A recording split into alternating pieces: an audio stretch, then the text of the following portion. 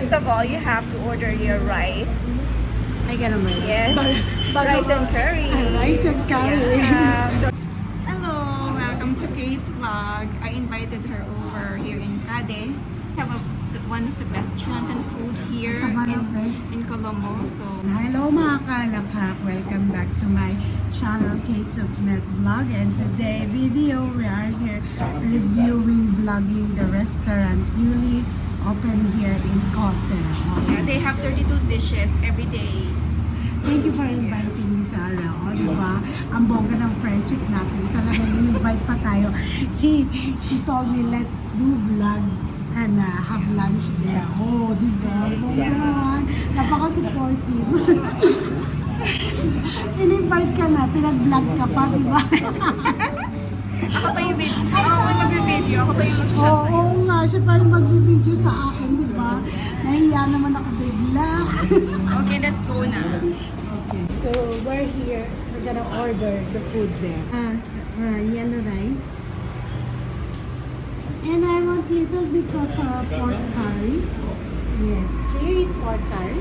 Yes. Just want to try this one. Spicy. Very spicy. Little portion. No? Yeah. Parang nag-bargain na. It's like bargaining the food. Yeah. No, because I don't eat that much spicy. What do you want? Ano ba masarap? Ano recommendation? I don't know. Get the mango curry. Mango curry daw. Mango Yeah, that's my curry, favorite. Let's try the favorite of Shara. Paripu, do you want paripu? Paripu, of course. Ano ba they have kasaba? No, kasaba curry. Yeah. And parang masarap yung ash plantain. Ash plantain, is it too spicy? Okay. Alright. Yeah. And what else? What is this? Goto ka salad? Goto ka. Coca-Cola. Coca-Cola salad. Goto cola salad. What is that one? Morning leaves. It's afternoon now. Okay, let me Morunga. try. I think that's morunga, no? Let's try that one.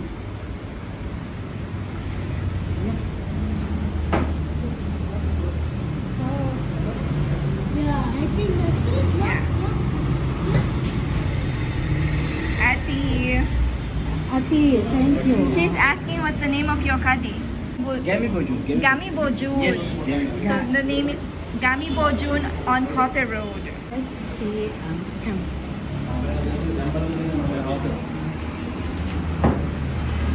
So we're going to wash our hand first. First of all, wash our hands.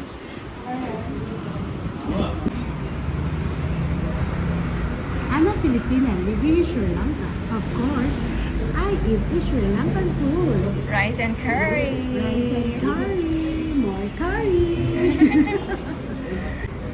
China girl. Ano yan? What is that? Secret. What is that? This is what you call the Rudraksha. So this is the papadam. You look a little pretty here. Char. Wow. What do you think about the yellow rice? Yellow rice is good. But the pork is really spicy. I love it. Because I eat spicy. You really eat very spicy food. Yeah. What is this? Cassava. What is cassava? Manioka? Yeah. Manioka in Centanese. What cassava? English na manioka. Pero paniyok.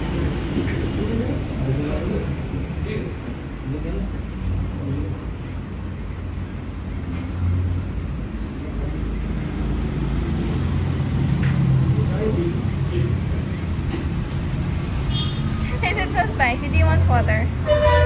Dito, no? Yeah. Add the water. because it's too spicy for me. I'm just starting my food there. And it's really spicy for me. You know, Sri Lankan people really love spicy. If you give them not spicy, they will tell you it's not good. Yeah, it's Because not tasty. it's not spicy. So tell me guys, what do you want in Sri Lanka? I like Sri Lankan rice and curry. I like Polo's curry, mango curry, Goa. Goa? Yeah, Goa is cabbage, no? yeah, Mm. cabbage. In the melon Malung. with huniso. What is malung? I don't know. It's like a sambal. I like sambal with huniso. How often do you prepare the Sri Lankan food? Almost every day. Hmm? Do you cook? Cook? Yeah. I cook? Yeah, sometimes. I What can. is your favorite dish? I can do. You've been traveling everywhere. What is your favorite cuisine? Naging vlog mo eh, no? This is your vlog. Dapat ako Hello. rin na-interview mo eh. Pero ako rin nag-interview. Ano ba yan? I like Indian. Ah, like Indian that. has a variety of, Mm. cuisine or Mm. types of food. There's North Indian, South Indian food. Actually, this vlog is with the title, Get to Know More Sarah. Pero yung face ko yung naka-display, di ba? Bongga. I like this kade. I eat here because This ka de? yeah. How many times you're eating here? Almost every day. Yeah. 3 times a week. Hmm. I only have one maid. I'm not taking food from the house. Mm. I don't have baon. Yeah. So I buy the food instead. You know what is baon? Mga kalakas, you know what is baon? If you are from Sinhala, baon means lunch Lunch packet. packet in English. In Sinhala, what is it? Because Filipinos use baon, Mm. right? We bring baon with us. It's the food that we pack from home Hmm. to be eaten somewhere else. So yeah, I don't have baon. I just buy from here. No, gami bojun. Gami bujun. It's gami bojun. Yeah, in Kote. It's gami So this is bojun. jackfruit. No, that's not jackfruit. What is it? This is That's jackfruit. mango curry.